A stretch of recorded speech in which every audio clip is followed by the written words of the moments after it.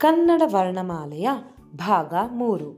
ಕನ್ನಡ ವರ್ಣಮಾಲೆಯ ವರ್ಗೀಯ ವ್ಯಂಜನಾಕ್ಷರವನ್ನು 3 ಭಾಗಗಳಾಗಿ ವಿಂಗಡಿಸಲಾಗಿದೆ. ಅವು ಅಲ್ಪಪ್ರಾಣ, ಮಹಾಪ್ರಾಣ ಮತ್ತು ಅನುನಾಸಿಕ ಅಕ್ಷರಗಳು. ಕಡಿಮೆ ಉಸಿರಿನಿಂದ ಉಚ್ಚರಿಸಲ್ಪಡುವ ಅಕ್ಷರವನ್ನು ಅಲ್ಪಪ್ರಾಣಾಕ್ಷರ ಎಂದು ಕರೆಯುತ್ತೇವೆ.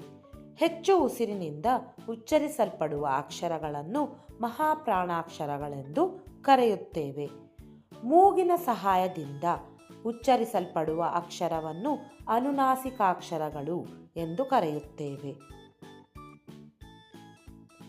ಕನ್ನಡ ವರ್ಣಮಾಲೆಯಲ್ಲಿರುವ ಅಲ್ಪಪ್ರಾಣ ಅಕ್ಷರಗಳ ಸಂಖ್ಯೆ 10. ಮಹಾಪ್ರಾಣ ಅಕ್ಷರಗಳ ಸಂಖ್ಯೆಯೂ 10. ಕನ್ನಡ ವರ್ಣಮಾಲೆಯಲ್ಲಿರುವ ಅನುನಾಸಿಕಾಕ್ಷರಗಳ ಸಂಖ್ಯೆ 5. ಯೋಗವಾಹಗಳು 2. ಅವು ಅಂ, ಅಹ.